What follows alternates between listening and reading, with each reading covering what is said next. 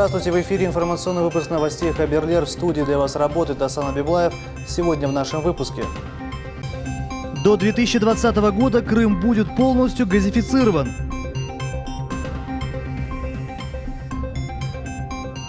Именные стипендии Государственного совета Республики Крым для крымских студентов. 26 лучших классных руководителей Крыма. Какая будет погода во второй половине ноября? По Америке прокатилась волна протестов против Дональда Трампа. Так, сегодня утром в американском городе Окленд, штат Калифорния, проходят массовые акции. Самые первые беспорядки и столкновения произошли в Калифорнии и Орегоне. На улицы вышли сотни человек. В то же время в Манхэттене сторонники Дональда Трампа организовали ответную акцию. Сотни машин проехали по центральному району Нью-Йорка с американскими флагами и табличками «Мы с Трампом». Сам же новоизбранный президент США Дональд Трамп протесты против результатов президентских выборов назвал несправедливыми.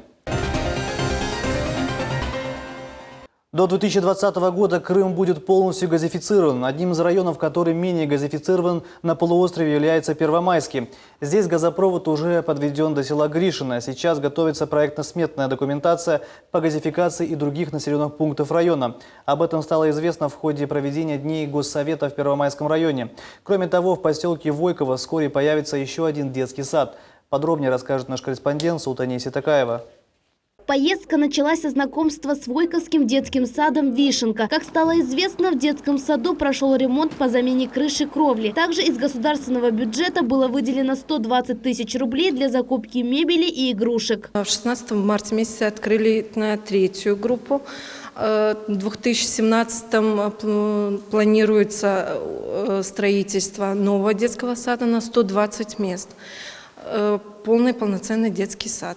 Далее делегация направилась в Сарубаш, где посетили национальный детский сад «Кунешчик» с крымско-татарским языком обучения. Дети для гостей подготовили творческие номера, а гости, в свою очередь, подарили детскому саду ценный подарок – холодильник. По словам заведующей детским садом Заремы Муслединовой, на сегодняшний день уже готова проектно-сметная документация на реконструкцию всего здания, так как второе крыло детского сада полностью разрушено. Мы надеемся на то, что с помощью нашего правительства деньги будут выделены, и наши детки, все детки, которые есть у нас в сельском совете, на территории сельского совета проживают, что они действительно будут посещать и получать полное качественное дошкольное образование. Следующий объект посещения стала Сарыбашская школа с крымско-татарским языком обучения. В школе созданы современные условия, все классы оснащены компьютерами. Здесь обучаются 88 учеников. Сейчас в данное время тоже они дали нам средства, чтобы мы докупили до следующих этих кабинетов. Тоже ноутбуки, мультимедийку, спортивное оборудование приобрели и учебники на развитие нашей школы. Затем состоялась встреча с жителями села. В основном граждан интересовал вопрос газификации. Первый заместитель главы администрации Первомайского района Айдер Типа заявил, что на данный момент разрабатывается проектно-сметная документация по газификации всего района. И в этом году в краткие сроки с высокими технологиями она была построена, доведена до села Гришино с проектной мощностью, которая дальше этот газ пойдет вот в центральную степную часть Крыма и в том числе в Сарыбаш. В ходе визита посетили и Первомайскую мечеть. Председатель религиозной общины Ваид Белялов рассказал, что в мечети проводятся религиозные уроки и различные кружки по изучению крымско-татарского языка и традиций крымско-татарского народа. Здесь дети обучаются читать Хуран и изучают основы религии. Также особое внимание уделяется обучению крымско-татарского языка. Рассказываем обычаи и культуру крымско-татарского народа. Председатель Государственного совета Республики Крым Владимир Константинов отметил, что за 2 года в сельских поселениях уже проделана колоссальная работа. Правительство Крыма и далее будет содействовать развитию сельских территорий и созданию рабочих мест. Развитие сельского хозяйства в приоритете, поэтому это слава Богу, что теперь мы пользуемся этими всеми. Наступило понимание, что мы аграрная страна и можем на этом зарабатывать. Мы лидеры по экспорту зерна в мире, цена на зерно поднимается, все складывается благополучно. Конечно, мы будем и дальше. Сюда приезжал министр сельского хозяйства, дал гарантию в программах. Уверен, что все дальше у нас в этом плане будет. В свою очередь, заместитель председателя Госсовета Ремзи Ильясов и председатель Комитета по межнациональным отношениям Эдип Гафаров обсудили с местными жителями вопрос получения справок о реабилитации и изучения родного языка в школах. Ремзи Ильясов отметил, что в каждом сельском поселении под руководством администрации должны быть организованы территориальные органы самоуправления. И в будущем обязательно нужно проводить и озвучивать все насущные проблемы. Подобное управление нужно организовывать, выбирать активистов. Будет намного легче работать. Каждый житель сможет сам участвовать и понимать, какие проблемы окружают их. Представители власти пообещали, что все вопросы и обращения граждан не останутся без внимания. Они будут проанализированы для дальнейшего их решения. Султания Ситакаева, Дмитрий Низовой, телеканал «Миллет». 50 студентов из разных вузов Крыма сегодня получили именные стипендии Государственного совета Республики Крым. Несмотря на свой юный возраст, сегодня они уже занимаются собственной исследовательской деятельностью. Лучшие из лучших они сумели проявить себя как в науке, так и в творчестве. Теперь за свои достижения одаренные учащиеся ежемесячно будут получать стипендию в размере около 8 тысяч рублей. Лилия Керимова – гордость кафедры мировой экономики Института экономики и управления. Магистрант, студентка 2-го курса. Уже второй раз становится номинантом стипендии имени Воблова за достижения в научной и учебной деятельности. Она участница и лауреат различных научных конференций и конкурсов. Вот и сегодня, как говорится, приехала сразу с корабля на бал из Евпатории с научно-практической конференции «Молодая наука». Данная стипендия и материальное поощрение являются таким движущим мотивационным фактором для проведения дальнейших научных работ, и это очень стимулирует наших студентов. Научный руководитель молодого дарования, доцент кафедры мировой экономики Ирина Буценко говорит, что в этом году именные стипендии получили 6 студентов их университета. С Лилией сотрудничает на протяжении 3 лет. Наставник уверяет, у девушки блестящее будущее в области науки. Хочет поступать в аспирантуру, продолжить работу в институте. Поэтому вот она, может быть, на фоне всех остальных и выделяется. Она активно, практически ежемесячно участвует в различных конференциях, пишет научные работы. Кроме того, еще успевает совмещать работу старосты группы, жить жизнью группы, отвечать за каждого своего студента, помогает преподавателям решать вопросы с этими студентами. Именные стипендии назначаются каждые полгода Президиумом Госсовета. Председатель Комитета по образованию, науке, молодежной политике и спорту Владимир Бабков во время торжественного награждения студентов рассказал, что и сам когда-то получал именную стипендию Симферопольского городского совета. Владимир Бабков подчеркнул, хоть стипендия небольшая, но очень важная поддержка. Это поддержка тем из вас, кто хочет купить дополнительную учебную литературу, кто хочет, собрав, аккумулировав эти средства, может быть, поехать в какой-то крупный научный центр, библиотеку, поработать. Хотелось бы, чтобы когорта этих ученых становилась плотнее, многочисленнее, крепче. А для этого нужно, чтобы у студента появилось желание продолжать движение именно вот в том числе и по научно-исследовательскому пути. Интересно отметить, что каждой парламентской стипендии присвоено имя крымского ученого, имеющего серьезные достижения в той или иной отрасли знания. Ирина Золотухина, студентка 4-го курса Крымского инженерно-педагогического университета, стала обладательницей стипендии великого просветителя крымско-татарского народа Исмаила Гаспринского. Это очень увлекательно, это очень познавательно, это стимулирует к творческим каким-то новым открытиям, к творческому развитию, а также, конечно, в научном смысле. Студент, магистр 2-го курса физико-технического института Крымского федерального университета Ибраим Фитаев стал обладателем стипендии имени Курчатова. Несмотря на столь юный возраст, подает большие надежды в области физики. Молодой ученый – лауреат множества республиканских и всероссийских конкурсов. За эту стипендию я, конечно, хотел бы сказать большое спасибо именно кафедре радиофизики, а также всему физико-техническому институту. Средства, которые я получу с этой именной стипендии, я потрачу на рабочую станцию для расчета токов, моделирования физических процессов в тонких проводящих пленках. Пока лучшие студенты полгода будут получать денежные вознаграждения. Вместе с тем, профильный парламентский комитет выступает за ежегодное увеличение и суммы, и количества именных стипендий для одаренных учащихся. Айша Шулакова, Али Маметов, телеканал «Миллет». Сегодня в районе села Табачное на трассе Евпатория-Севастополь произошло дорожно-транспортное происшествие с участием 2 автомобилей – «Шевролет Нубира» и «Опель Вектра». В результате лобового столкновения 2 машин пострадали 8 человек, 5 из которых дети от 4 до 14 лет. Все пострадавшие с травмами различной степени тяжести доставлены в Бахчисарайскую центральную районную больницу для дальнейшей госпитализации. Причины происшествия устанавливают эксперты.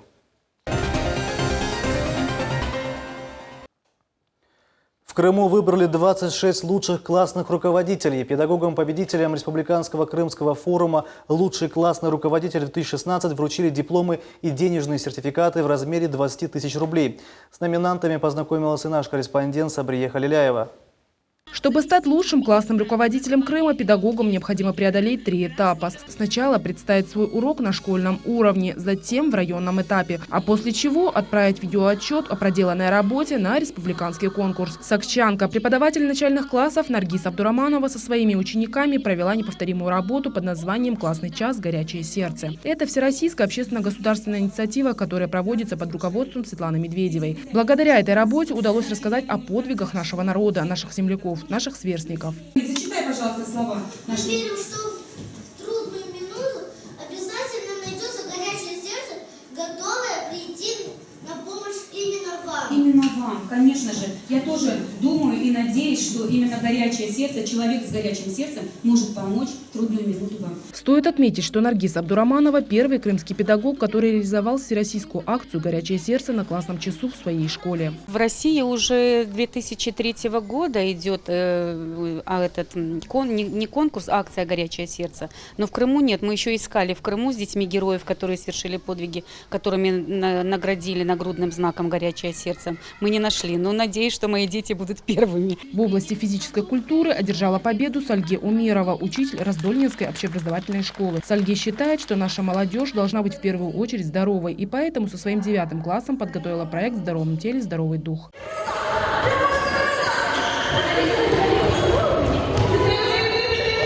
Сальге Умерова отмечает, что это ее большая победа с учениками, поэтому денежный сертификат будут делить вместе. Я уже внедрила часть своих денег в школьные ресурсы, потому что мне необходимо было приобрести кое-какой материал для продолжения своей работы.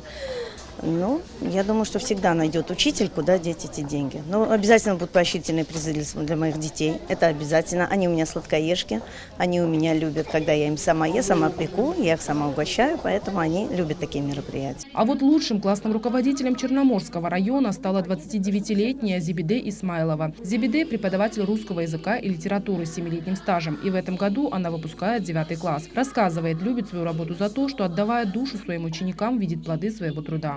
Вручили нам сегодня диплом, очередной диплом, это уже последний, думаю, что в этом году. Вручили также сертификат в размере 20 тысяч рублей, но, скорее всего, потратим на что-то нужное. Допустим, покупку ноутбука для работы. Заместитель министра образования, науки и молодежи Республики Крым Оксана Красникова отметила, что это 5-й юбилейный республиканский форум классных руководителей, в котором приняли участие 9 тысяч преподавателей со всех регионов полуострова. Работа преподавателей с одаренными детьми приносит хорошие результаты. Наши юные крымчане, юные ученые, Малая академия наук «Искатель» блестяще проявили себя в соревнованиях молодых исследователей программы «Шаг в будущее» на уровне Южного федерального округа уже. Соревнования прошли в конце октября в Краснодаре, и по итогам этих соревнований 4 крымчан вошли в 5 кандидатов в состав национальной делегации Российской Федерации для участия в международной научно-инженерной выставке, которая состоится в мае 2017 года в Лос-Анджелесе. Профессия преподавателя требует постоянного развития, терпения и умения владеть аудиторией. Быть классным руководителем вдвойне сложно, ведь каждый ученик – это личность, которая требует индивидуального подхода, внимания и уважения. Работа классного руководителя является важнейшим звеном в воспитательной системе учебного заведения. Сабрия Халиляева, Руслан Хохлов, телеканал «Миллет». Председатель Ялтинского городского совета Валерий Косарев подал в отставку. Как отметили в пресс-службе, 10 ноября Валерий Косарев написал заявление об отставке по собственному желанию. Сегодня состоится внеочередная сессия горсовета, на которой депутаты рассмотрят заявление Косарева. Как стало известно, на освободившуюся должность председателя горсовета может быть назначен Роман Деркач, кандидатура которого согласована депутатами. Еще одна отставка произошла сегодня в Крыму. Глава администрации Куйбышевского района досрочно сложила свои полномочия. Прокуратура Бахчисарайского района установила факт нарушения антикоррупционных запретов главой администрации Куйбышевского сельского поселения, сообщили в пресс-службе прокуратуры Крыма. Установлены нарушения в виде несоблюдения запретов и ограничений, связанных с прохождением муниципальной службы. Так, глава администрации участвовала в управлении хозяйствующим субъектом, занималась другой оплачиваемой деятельностью, пояснили в надзорном органе. В связи с выявленными нарушениями прокурор района внес в адрес Куйбышевского сельского поселения представление. Как вести правильный образ жизни, чтобы не стать жертвой сахарного диабета? Об этом рассказали в канун Всемирного дня борьбы с сахарным диабетом специалисты Симферопольской детской клинической больницы своим пациентам и их родителям. Сахарный диабет занимает первое место среди всех эндокринных заболеваний у детей. Ежегодно число больных увеличивается на 5-7%, а каждые 12-15 лет удваивается. Тему продолжит наш корреспондент Мавиль Юб. Проявления сахарного диабета у ребенка могут развиваться в любом возрасте. Симптомы и признаки диабета у детей, как правило, нарастают быстро, в течение недель. Заметив у своего ребенка необычные симптомы, лучше немедленно обратиться к врачам. 16-летняя Ремзия Юнусова вот уже 12 лет болеет сахарным диабетом. 2 раза в год вынуждена проходить лечение в больнице. При этом девушка жизнерадостная и целеустремленная. Ремзия – художник-самоучка. Девушка соблюдает врачебные рекомендации, которые помогают предотвратить осложнения и прогрессирование болезни. Есть от сахарного диабета последствия. Я раньше, когда была маленькая, неплохо соблюдала диету. И из-за этого у меня там на ногах пятна такие появились, потому что не соблюдала раньше. Несмотря на болезнь, я живу полноценной жизнью, радуюсь. Мне ничего не мешает. С диабетом жить можно легко. Всемирный день борьбы с диабетом вот уже многие годы отмечается во всех странах 14 ноября. Дата была выбрана не случайно. В этот день родился Фредерик Бантинг, один из открывателей инсулина. На сегодняшний день в Крыму более 360 детей больны сахарным диабетом. В Крыму поставлено уже более 60 помп. Это более физиологическое введение инсулина. Это одевается небольшой такой аппаратик, и постоянно ребенок получает в течение дня базальную дозу инсулина. Вот. И, конечно, диабет в прошлом году у нас было впервые выявлено 70 человек. В этом году еще год не закончился, уже 60 человек впервые выявлены сахарным диабетом. Это говорит о том, что диабет растет. Существует 2 типа сахарного диабета. В основном причиной появления диабета первого типа – генетическая предрасположенность. Самая распространенная причина диабета второго типа – ожирение, говорят врачи. Младшая дочь Риана, болеем уже 6 лет. Боремся каждый день. У нас диета, да, каждодневная. Меряем сахар в крови. 4-5, когда 6 раз. Бывает и до 10 раз меряем, когда высокие сахара. У нас помпа. Мы на помпе, поэтому нам в этом плане чуть полегче. У нас нет ежедневных уколов. И этого стресса, да. Помпа вводит сама инсулин. За ребенком я не бегаю. Стресс является спутником появления многих болезней, в том числе и диабета. Сохраняйте спокойствие и не давайте стрессам одолеть вас. Врачи говорят, что диагноз сахарный диабет не приговор. Главное – не пренебрегать рекомендациями врачей. Мавиль Юб, Бекиров, телеканал Миллет. В Бахчисарае в рамках совместного социально-правового проекта Госкомнадзора и телеканала «Миллет» состоялась выездная юридическая консультация. Специалисты комитета вместе с ведущей правовой телепрограммы «Базыма КМ» встретились с жителями города и района и ответили на волнующих вопросы. Сегодня программа «Базыма КМС» приехала в город Бахчисарай. На прием граждан записалось более 20 человек. С какими вопросами местные жители пришли к юристам, давайте узнаем.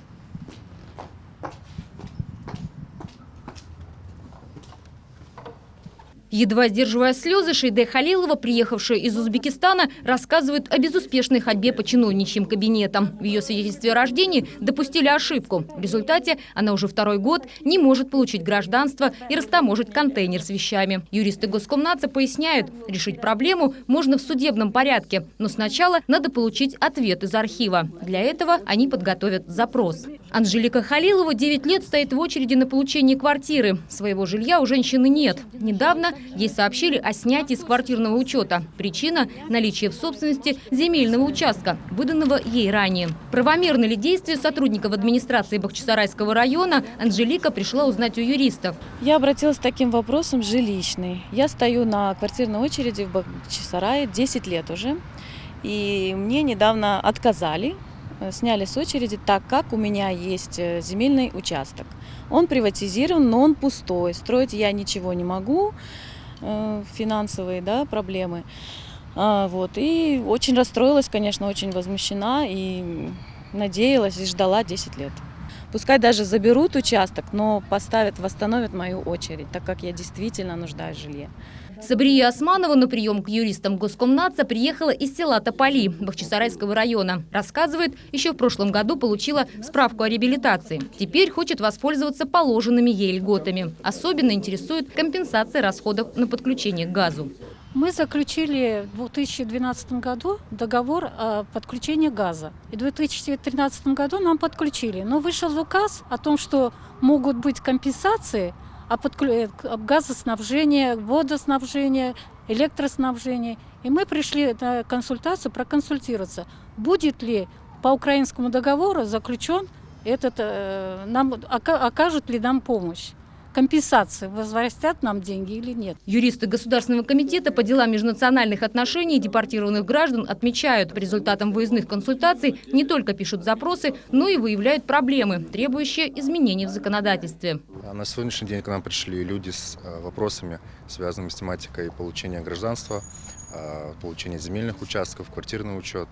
В частности, нами были даны разъяснения по 66-му закону Республики Крым о предоставлении земельных участков льготным категориям граждан.